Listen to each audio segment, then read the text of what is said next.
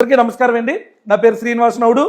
ఒక్క ఛాన్స్ అంటూ 2019 అధికారంలోకి వచ్చి మాయ మాటలు చెప్పి అధికారంలోకి వచ్చి జగన్మోహన్ రెడ్డి మన ఆంధ్ర రాష్ట్రాన్ని ఏ విధంగా దివాలా తీయించేశాడో అందరూ కళ్ళకెదురుగా చూశారు. ఈ 5 ఏళ్ల కాలంలో మళ్ళీ కళ్ళబొల్లు మాటలతో మన ముందుకొచ్చి ఇంకొకసారి అవకాశం ఇవ్వమని వస్తున్నాడు.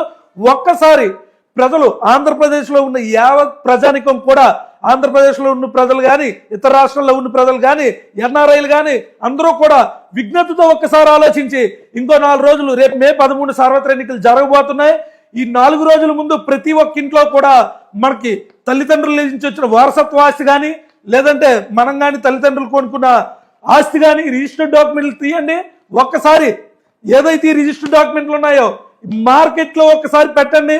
గతంలో మీ భూమి ఎంత వాల్యూ ఉందో, ఇప్పుడు ఎంత వాల్యూ ఉందో తెలుసుకోండి. ఒకసారి మార్కెట్లో పెట్టి రియల్ ఎస్టేట్ ఏజెంట్ల ద్వారా గతంలో ఎంత కమ్మిందో, ఇప్పటికి ఎంతకు వెళ్తుందో. ₹1 కోటి భూమి 50 లక్షలకు కూడా ఎవడో కొనట్లేదు. మళ్ళీ కర్మకాయలు జగన్మోహన్ రెడ్డి వస్తే 10 లక్షలకు కూడా ఎవడో కొనడు. కొనకపోగా ఈ ఒరిజినల్ డాక్యుమెంట్లు కూడా వాళ్ళు తీసేసుకుంటారు. ఇవి చిత్తు కాగితాలు తప్ప ఎందుకు పనిచేయవు. ఈరోజు సెంటు భూమి సొంత అన్నదమ్ముల దగ్గరే సెంటు భూమి ఎవడో వదులుకోవట్లేదు. అలాంటిది మీ భూములన్నీ జగన్మోహన్ రెడ్డి తీసేసుకుంటాడంట.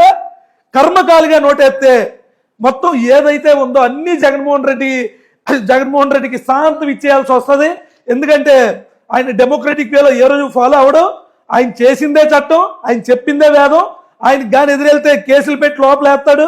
మీకు ఓటు అనే ఒక ఆయుధం ద్వారా ఆయన్ని శాశ్వతంగా ఇంటికి పంపితే తప్ప మన ఆంధ్రప్రదేశ్లో ఉన్న ప్రజలు బ్రతుకులు బాగుపడవు. ఒక్కసారి ఆలోచించండి.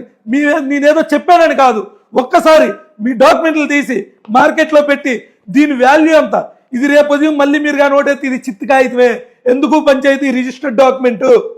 ఒక్కసారి ఆలోచించి విజ్ఞప్తితో కూటమి అభ్యర్థులకు ఓటేయండి.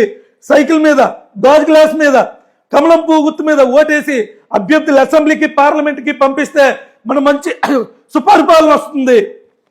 అందరికీ నమస్కారం.